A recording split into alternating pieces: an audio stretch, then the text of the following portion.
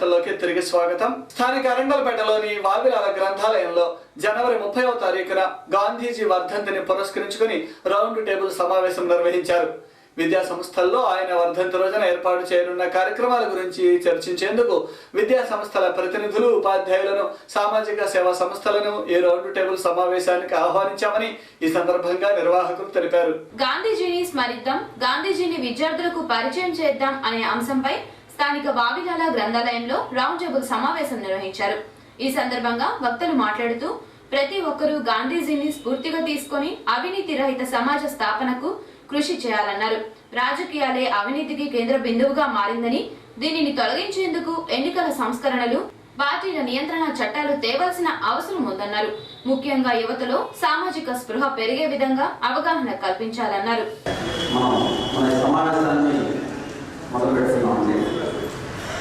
ఈ సమావేశానికి జి పద్మనారాయణ గారు అధ్యక్షత వహించాలని కోరుతున్నాము. తనకి దయాదానికి రావాల్సిందిగా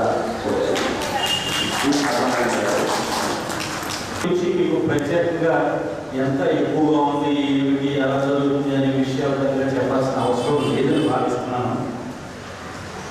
మనం అవినీతి రహిత సమాజాన్ని కోరుకునేటప్పుడు మనం ఏమి చేయాలి? ఎందుకంటే ఈ స్కూల్గా మీరు అందరూ కూడా ఆ మాటకు వస్తే అవినీతి చేసేవాళ్ళు కూడా అవినీతికి వ్యతిరేకమే, అవతల వాళ్ళు అవినీతికి వ్యతిరేకంగా ఉంటున్నారు. కానీ మనకి సమాజంలో అవినీతి లేకుండా చేయడం కోసం ఏమి చేయాలి?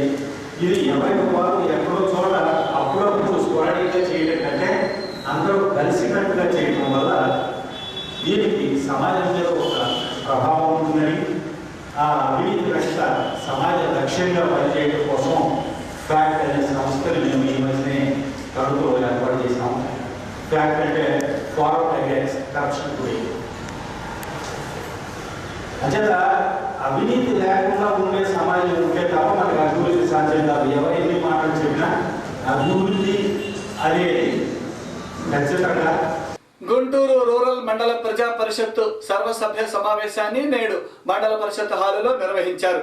పలు పంచాయతీలలో జరిగే అభివృద్ధి పనులు మరియు సమస్యల పరిష్కారానికి తీసుకోవాల్సిన చర్యల గురించి ఈ సమావేశంలో చర్చించారు.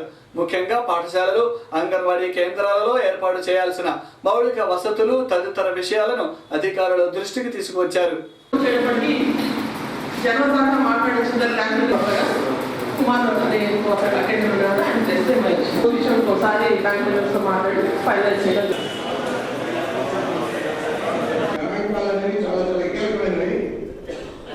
మా రూరల్ మండలం తరఫున సర్వసభ సమావేశం నిర్వహించుకోవడం జరిగింది. 3 నెలలు అయింది కాబట్టి ఈ విషయాన్ని మినిస్టర్ గారు రావుల కిషోర్ బాబు గారి దృష్టికి తీసుకెళ్ళాం.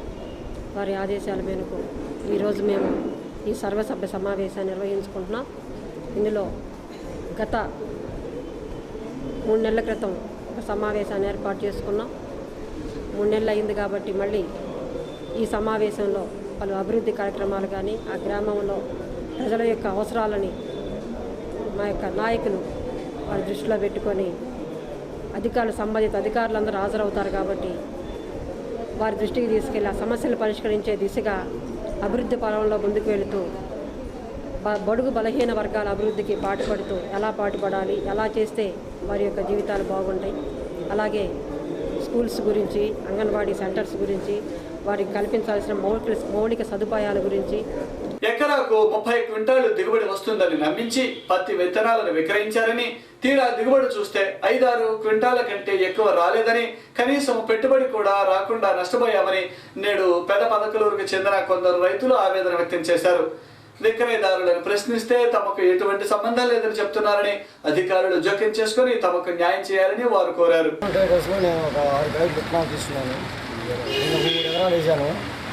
మా ఊళ్ళు కూడా తలా 2 ఎకరాలు 3 ఎకరాలు అందరూ వేశారు. అది ఎకరానికి 30 క్వింటాలు అయ్యిందని చెప్పారండి ముందు ఇచ్చేటప్పుడు. తర్వాత 5-6 క్వింటాల కన్నా ఎక్కువ కాలేదు. అది దానివల్ల మేము చాలా నష్టపోయాము. ఎకరానికి 15,000 పెట్టి కౌలు తీసుకున్నామండి. 30-35,000 దానికి పెట్టుబడి అయింది. మొత్తం 50,000 దాకా అయిందండి. వేసి నష్టపోయాం కాబట్టి ఇస్తుందామని మామూలు వచ్చారండి ఊళ్ళోకి. అప్పుడు అడిగితే ఇది సంపర్కం సరిగ్గా జరగలేదు, అది ఇది ఏదో చెప్పారండి. అదే చెప్పి తప్పుకున్నారు. వాళ్ళు చెప్పారండి. వాళ్ళు చెప్పేది వాళ్ళు చెప్తున్నారు. ఉత్తరాలు 850 950 QTV న్యూస్ ముగించే ముందు హెడ్లైన్స్ మరొకసారి.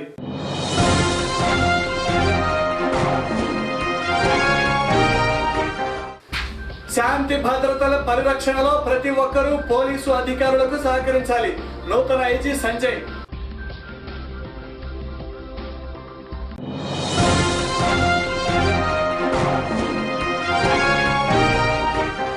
విద్యార్థులకు ఇరు రాష్ట్రాల ప్రభుత్వాలు ఉమ్మడిగా ఎగ్జామ్స్ నిర్వహించాలని కోరుతూ ఏబీవీపీ ఆధ్వర్యంలో ధర్నా.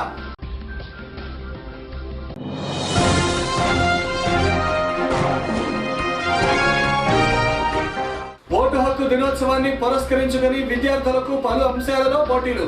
డిఈఓ శ్రీనివాసరెడ్డి. ఇవే ఈ రోజు విశేషాలు. మరిన్ని వార్తలతో మళ్ళీ కలుద్దాం. నమస్కారం.